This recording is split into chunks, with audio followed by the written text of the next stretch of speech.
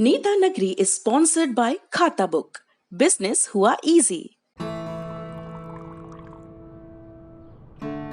Meeting के साथ इनकी कटिंग चाय चलती रही क्योंकि उस्मान भाई की डेयरी चलती रही। लॉकडाउन में जिंदगी चली क्योंकि लोकल दुकानें चली। खाता बुक की ओर से इन सभी लोकल दुकानदारों को दिल से सलाम।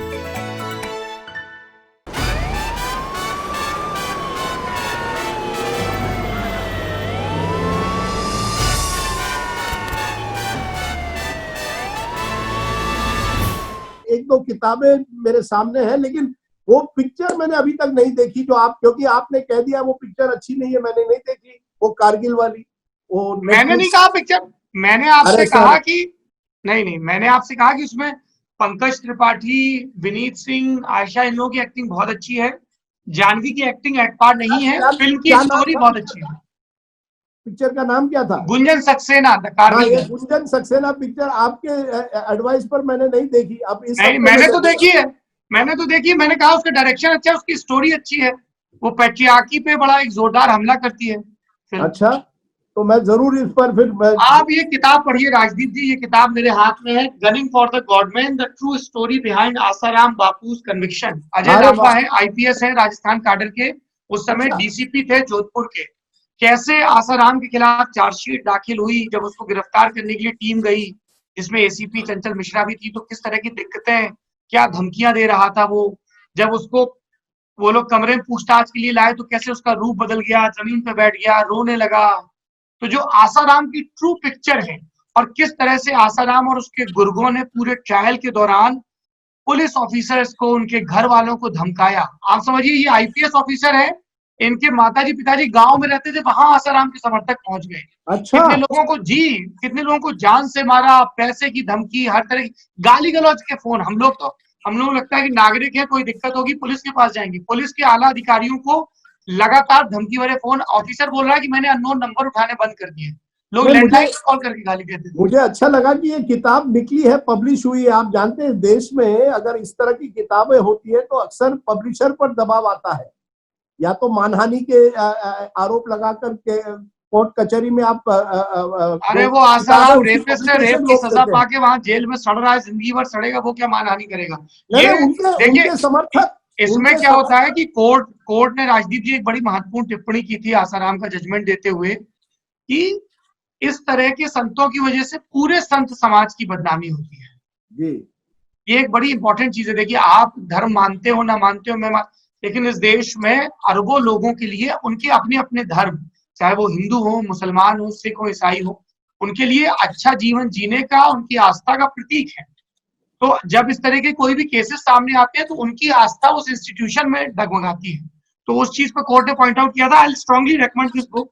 किताबें तो मैंने बहुत पढ़ ली है। एक मानव कौल एक्टर हैं, बहुत कमाल के एक्टर भी हैं, डायरेक्टर हैं, थिएटर पर्सनैलिटी हैं। उनकी एक किताब आई है, कहानियों की चलता फिरता प्रेत, वो हिंद युग पब्लिकेशन से किताब है, वो भी बहुत कमाल की है। उनसे मैं बात करने वाला हूँ। और तीसरी किताब जो मैं रेकमेंड करूंगा वो है, वाणी प्रकाशन से आई है किताब, लच्छी। तो ये भूमिका जोशी है, अमेरिका की येल यूनिवर्सिटी से एंथ्रोपोलॉजी में पीएचडी कर रही है।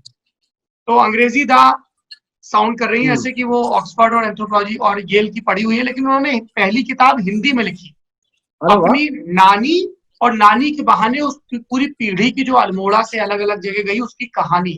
तो वो पार्ट मेमोयर है, पार्ट एंथ्रोपोलॉजिकल डिस्कशन है, पार्ट कहानी है, पर बहुत ही दिलचस्प टेक है। लच्छी नाम है इसका, उनकी नानी का नाम लच्छी था। इट्स अ गुड रीड, वाणी प्रकाशन से आई है। और उसके बहाने हम लोगों ने बहुत। आपको समय कैसा मिलता है सौरभ? ये इतनी चीजें आप करते हो, लल्लन टॉप करते हो, शो करते हो, और फिर भी किताबें आप पढ़ते रहते हो। मैं एक चैप्टर एक दिन पढ़ता हूँ। मैं पिछले हफ्ते से ये जो इंडिया टुमारो किताब पढ़ रहा हूँ। हर दिन मैं 30-40 पन्ने खत्म करता हूँ। आप तो पूरी किताबें खत्म कर देते हो एक दिन। राजदीप जी, मैं सोशल मीडिया से दूर रहता हूँ। I am not active on Twitter. अच्छा, ये एक चौथी किताब जो मैं आप लोगों को रेकमेंड करूंगा, और इस किताब के साथ म्यूजिकल रेकमेंडेशन है। शनिवार इतवार का दिन आ रहा है, इसमें से एक दिन चुन लीजिए, तसल्ली से आपके घर में जो सबसे आरामदेह कोना हो वहां बैठिए, अधलेटे रहिए या लेटे रहिए, पंडित जसराज के गायन को की पूरी प्लेलिस्ट लगा लीजिए। और उसके बाद एक किताब है रसराज पंडित जसराज, ये सुनीता बुद्धिराजा की किताब है और ये भी वाणी प्रकाशन से आई है, और इसको आप तसल्ली से पढ़िए। पंडित जसराज का गायन, उनकी मेहनत, उनके किस्से, क्यों उन्हें संगीत मार्तंड कहा जाता है, क्यों उन्हें एक बड़ा व्यक्तित्व माना जाता था। और ये राजनीति ऐसे लोग हैं, मुझे नहीं पता आप शास्त्री कितना सुनते हैं, भीमसेन जोशी को आप सुने, कुमार गंधर्व को सुने, किशोरी अमोनकर को सुने, पंडित जसराज को सुने, आप बिल्कुल एक अलग दुनिया में पहुंच जाते हैं। मतलब म्यूजिक का जो सूदिंग इफेक्ट होता है ना आपके ऊपर, खासतौर पे इस कोरोना काल में, when you have lots of anxiety and sir, मैं क्लासिकल म्यूजिक का कनोसियर नहीं हूँ, लेकिन एक बात कहूंगा, जब मैं कॉलेज में था जेवियर्स में, 3 दिन की हम फेस्टिवल करते थे, इसी तरह की म्यूजिक फेस्टिवल, जिसमें जाकिर हुसैन से लेकर कई लोग आते थे। और जाकिर का जो छोटा भाई था, उस्ताद जाकिर हुसैन के जो छोटे भाई थे तौफीक, वो मेरे साथ कॉलेज में था। अरे क्या हो, तौफीक रात को 2 बजे मुंबई की उस आसमान के नीचे रात को तबला वादन कर रहा है। इट वॉज अलग सा मूड हो जाता है। वो क्लासिकल म्यूजिक का जो मूड है ना, कभी कभी ये सिंगर मुझे कहते हैं कि जब तक रात ना हो तब तक बात नहीं होती। दिन में उनको मत सुनिए, देर रात सुबह 5 बजे 6 बजे तक चलता था। वो एक अलग उसका एक अंदाज है। और आपकी बात बिल्कुल सही है कि संडे मॉर्निंग मुझे लगता है रसराज जसराज को सुनकर गणेश चतुर्थी का ये वीकेंड मेरा परफेक्ट हो जाएगा। और लता मंगेशकर की जो पुरानी गणेश पूजा की जो गाने हैं उनको भी सुनिए आप। गणेश पर जो हो जाएगा माहौल। आज की नेता नगरी में इतना ही। आप अपना और अपनों का ख्याल रखिए। हमारे सभी दर्शकों को गणेश चतुर्थी की, गणेश उत्सव की खूब सारी शुभकामनाएं। राजदीप जी ने तो सिर्फ मराठी में शुभकामनाएं दी, मैं आपको हिंदी में शुभकामना दे रहा हूं, क्योंकि महाराष्ट्र के बाहर भी गणपति की, विनायक की, विघ्नहर्ता की पूजा अर्चना होती है। सर, शुरुआत हमारे कुछ चीजें महाराष्ट्र से शुरुआत जो तिलक ने की, जिस तरह से गणेश सार्वजनिक गणेश उत्सव जिसे कहते हैं, ये बहुत ही स्तुत्य प्रयास था। और आपने देखिए जिक्र किया, साल कोविड है तो संभाल बिल्कुल सुरक्षा का अपने ध्यान रखें, क्योंकि गणपति भी यही चाहेंगे कि उनके भक्त सुरक्षित रहें। और एक जो बात है कि हम लोग अक्सर बात करते हैं नेता नगरी है, नेताओं की बात करते हैं। नेता कौन बड़ा है? नेता वो बड़ा है जो कितनी ही पीढ़ियों की सोच को सकारात्मक दिशा के तौर पर ले जाए, प्रभावित करे। आप देखिए लोकमान्य गंगाधर तिलक सामूहिकता की भावना के लिए उन्होंने एक धार्मिक उत्सव को एक नेशनलिस्ट मूवमेंट के साथ कैसे जोड़ा।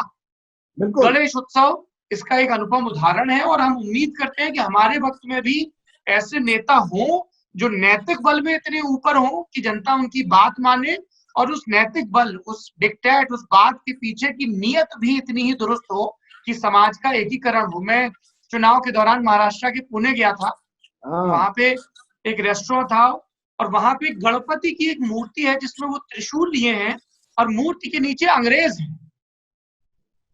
लेकिन तो वो आजादी के दौर की प्रेरणा से बनी मूर्ति है। पर आखिर में अगर आप वाकई गणेश मूर्ति देखना चाहें ना, मेरे साथ चलिए, कोंकण में पेण करके जगह है, PEN, पेड़ में असली गणेश की मूर्तियां बनती है। ओहो, और इस साल क्या हुआ, क्योंकि कोविड है, क्योंकि डिमांड थोड़ी कम है, उनको भी नुकसान हो रहा है। लेकिन एक बार आप जरूर जाइए, मैं दर्शकों को भी कहूंगा आप जरूर पेड़ जाइए, बहुत खूबसूरत जगह है। और अगली दफा जब हम मुंबई से सावंतवाड़ी और फिर गोवा की तरफ कूच करेंगे तो रास्ते में एक विश्राम रास्ते पर आता है ये। मुंबई से जाइए वाया रत्नागिरी, पेण, पनवेल, पेण की तरफ, रत्नागिरी, सावंतवाड़ी। नहीं, थोड़ा सा डिटूर भी किया जा सकता है राजदीप जी। करिए, हम आज साथ चलेंगे।